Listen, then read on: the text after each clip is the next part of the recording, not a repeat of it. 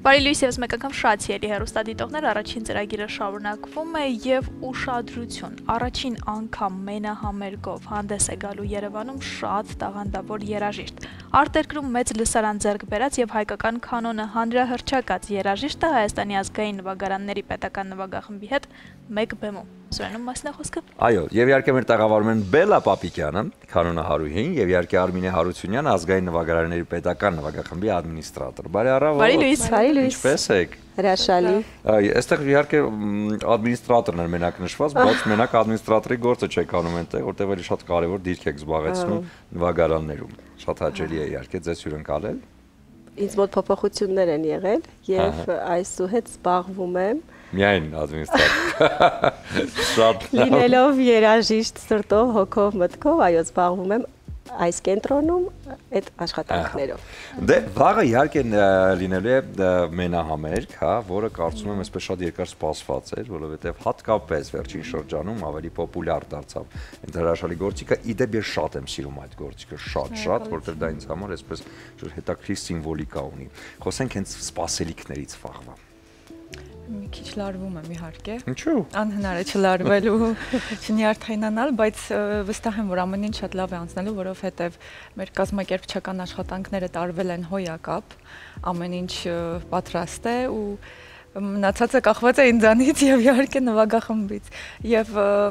հանդիսատեսին սպասում է հիանալի երեկո։ Դա մենք խոստանում ենք, չէ՞։ Այո, փորձում ենք ամեն ինչ անել, որ իսկապես երեկոն լինի հրաշալի, հիանալի։ Փորձերը արդեն սկսվել են։ Վաղուց։ Վերջացել են, թե այսօր դեռ։ Վաղը լինելու է վերջին փորձը համերգից առաջ։ Ծրագրի մեջ ինչ է ներառված, ինչ գործեր կան։ Ծրագրի մեջ ներառել ենք իհարկե մեր գեղեցիկ հայկական ստեղծագործությունները, մեղեդիները, նաև ունենք արտասահմանյան հիթեր, ինչուններ եւ Բացեն գաղտնիք, ունենք նաև հատուկ հյուրեր, հայ երգիչ-երգչուհիներ։ Դեկեք ասենք, տաղանդավոր մարդիկ։ Վաղը լինելու է համերգ։ Ասենք։ Այո, ասենք։ Դուք ասենք։ Ասենք։ Մեծ հետ կլինի Նարեն Գևորգյանը եւ Սարո Գևորգյանը։ Այսինքն շատ հետաքրքիր ծրագիր եք պատրաստել։ Այո։ Արմինե, խոսենք նաև համագործակցությունը Բելլայի հետ, որովհետև սա իհարկե հետաքրքիր մոտեցում է նաև նվագարանների հետ կապված։ Իդեպ ծրագրից էլ հարց գնաց, շատերի մոտ կա այսպիսի կարծիք, որ եթե Բելլան Պապիկյան այստեղ Հայաստանում է եւ ազգային նվագարանների հետ համերգ պիտի ունենա, մի փոքր այսպես մտածում են, այսինքն ինչ պետք է ներկայացնի, ինչու,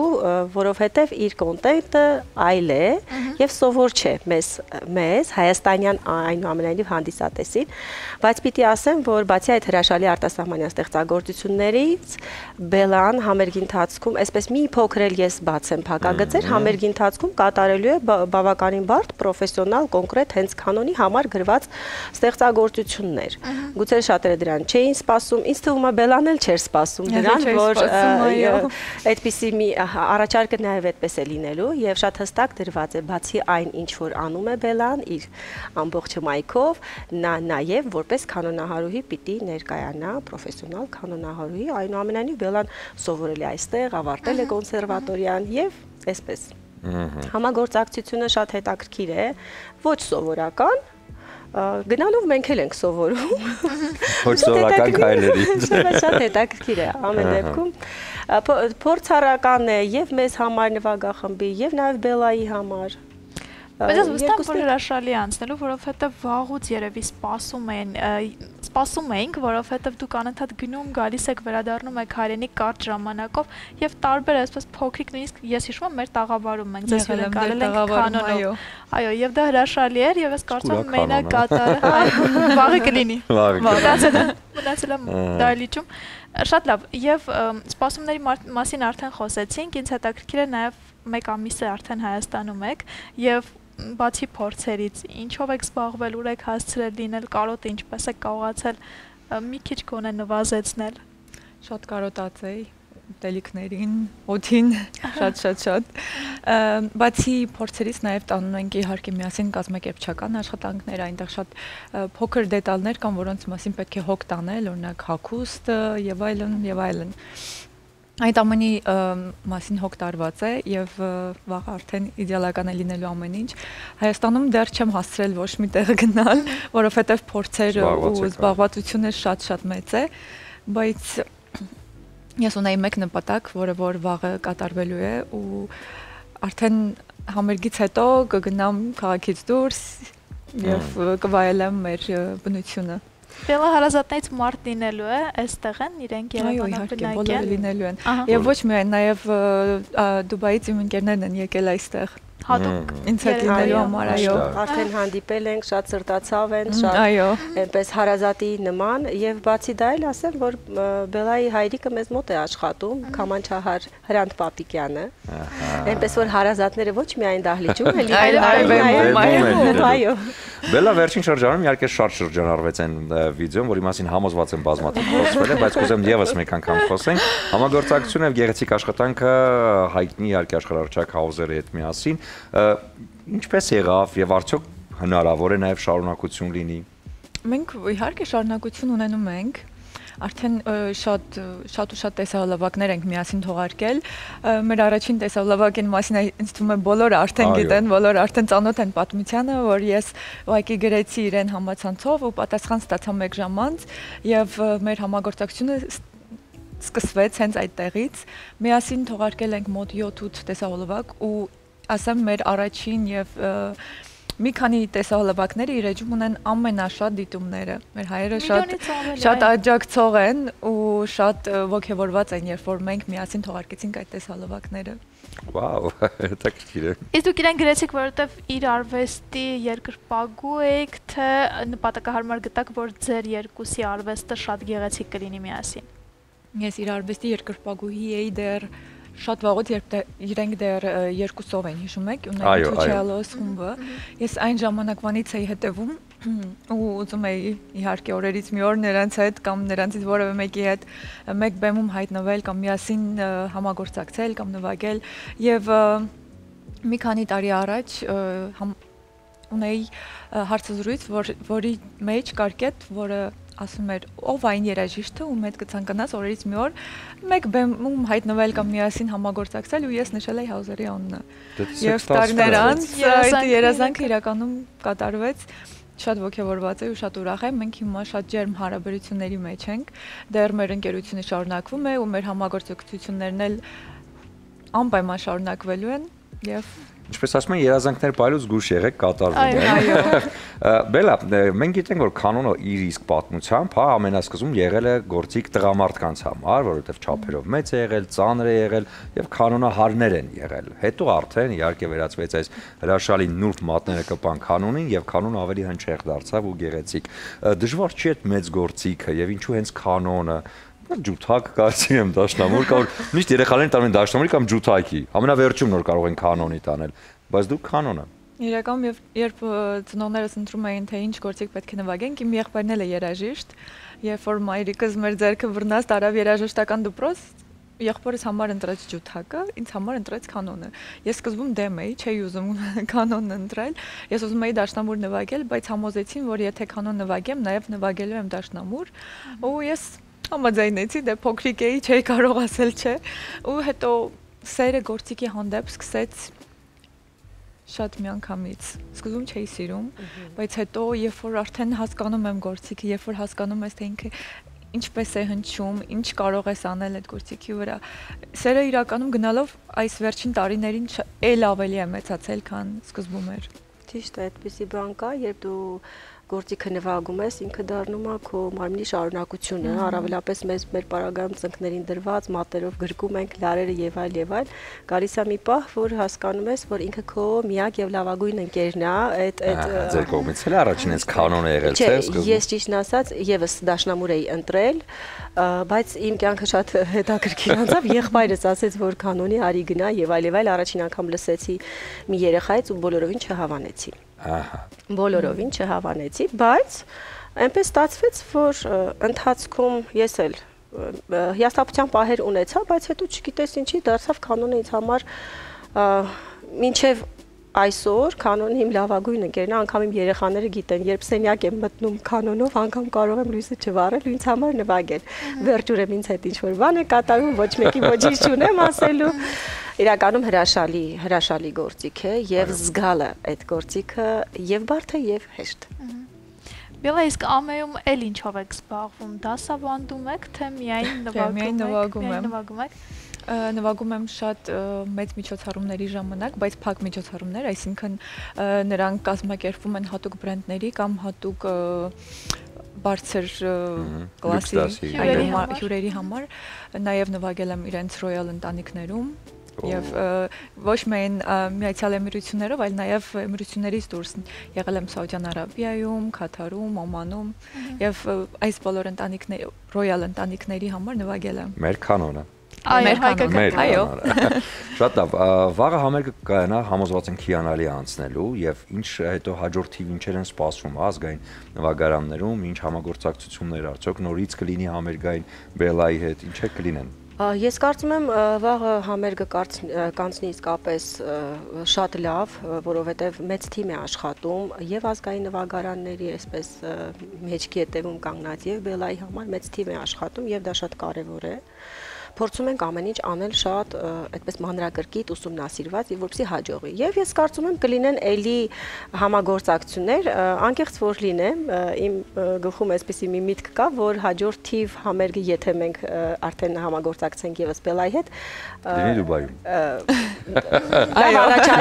Լավ առաջարկ։ Նվագարաններն են գնում։ Մարովին չմոռանաք խնդրում եմ։ Այո, մենք երբեք չենք մոռանում այն մարդկանց, ովքեր մեր կողքն են կանգնած եւ աջակցում են մեր, որպեսզի մեր համերգները փայլուն անցնեն։ Կունենանք համագործակցություններ, իսկ ազգային նվագարանները առհասարակ ունի բավական մեծ ծրագրեր։ Տարին կարելի է ասել դեռ համերգային տեսանկյունից նոր է սկսվում, բայց ոնց որ թե մեծ թափով ուզում ենք առաջ գնալ, կունենանք հետաքրքիր նորություններ, բայց երևի թե այն ոնց են ասում, ճակերտները չբացենք։ Բելա, որքան կմնաք հայրենիքում։ Համերգից հետո մի քանի օր եմ մնալու այստեղ, հետո մեկնելու եմ հետ Դուբայ, որովհետև ունեմ շատ միջոցառումներ, որոնք չեմ կարող բաց թողնել, այս ընթացքում շատ ու շատ միջոցառումներ արդեն իսկ բաց եմ թողել, որովհետև պետք է այստեղ լինեի, համերգի փորձերը եւ կազմակերպչական աշխատանքները, բայց իրականում հիմա համերգից հետո չեմ ուզում գնամ հետ,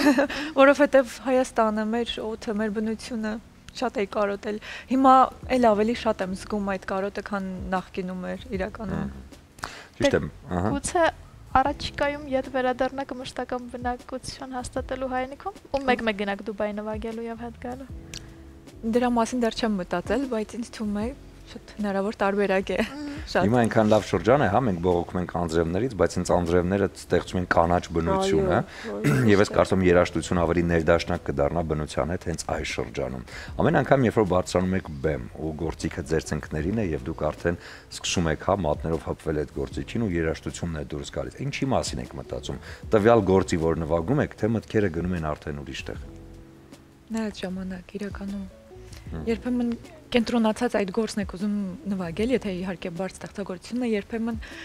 երբ որ նվագում եմ ավելի մելանխոլիկ ստեղծագործություններ, մտքով ուրիշ տեղ եմ գնում, մեկ-մեկ նույնիսկ լինում է, որ ես կատարելիս գործը հուզվում եմ։ Այո, եղել են նման դեպքեր։ Էքսպերիմենտներ արել եք, որովհետև շատ էս վերջերս ընդունված է, հա, համաշխարհային գործերը վերցնել մեր նվագարաններով նվագել եւ սաունդթրեքերը, ինչպես արդեն մենք վայելել ենք նվագարանների կատարմամբ։ Իսկ դուք ինչ-որ էքսպերիմենտ արեք, փորձել եք մեր կանոնի վրա մեկ այլ գործ, որը երբեք չես պատկերացնում, որ կարելի է կանոնով նվագել։ Իմ ամբողջ կոնտենտը հենց դրա մասին է։ Եվ ինչ ունենք արժևում նմանատիպ hard rock։ Հնարավոր է, ինչու ոչ, արդեն փորձել եմ իրականում։ Ահա։ Արձագանքները լավն են։ Իսկ սիրելի ստեղծագործություն, որ վերջին ժամանակներում շատ, ասես նվագել եք, ձերն է դարձել ու սիրում եք։ Սիրելի ստեղծագործություն, իսկ թվում է մի քանիսը պիտի որ լինեն։ Շատ են, այո։ Ինչու, որովհետև հազար անգամ ներողություն եմ խնդրում, երբ նվագախումբը այնտեղ աշխատում է Բելայի հետ, ի պաշտոնե ես արդեն ներսում չեմ լինում։ Եվ սենյակի մյուս կողմից եմ լսում։ Օր-օրի լսում եմ, որ համահունչ են, այսինքն մի զանգված է դառնում ամբողջ երաժշտությունը։ Ու հետո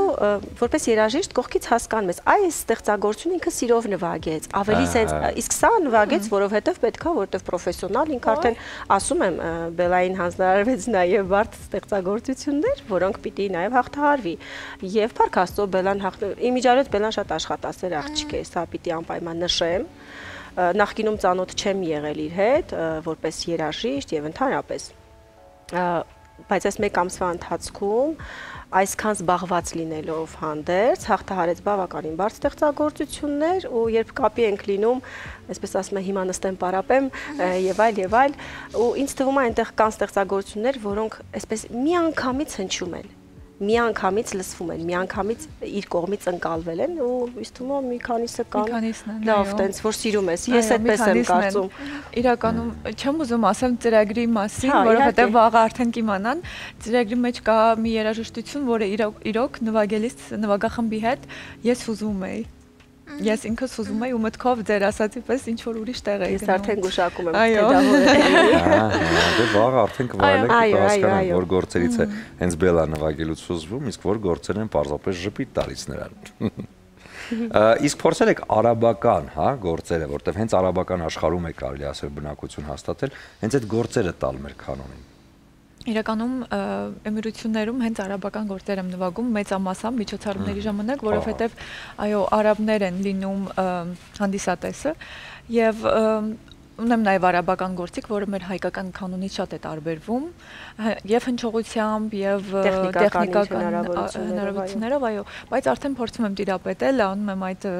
փոքր արաբական խաղիկները, այո, մելիզմները ինձ մոտ արդեն ստացվում է։ Վաու, դե ինչպես ասում են աշխատասիրությունը,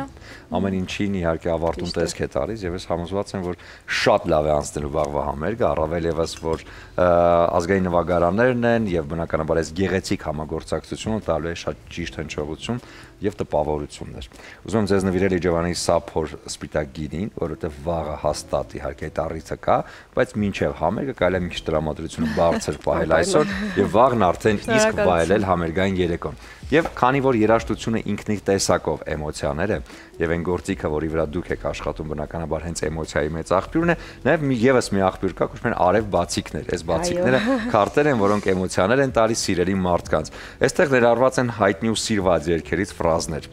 Երկու բացիկ եմ ձեզ նվիրում, մեկը Նունե Եսյանի եւ Արսեն Գրիգորյանի երգից է Միայն ես եւ դու ու չկա էլ ոչինչ մեզ համար,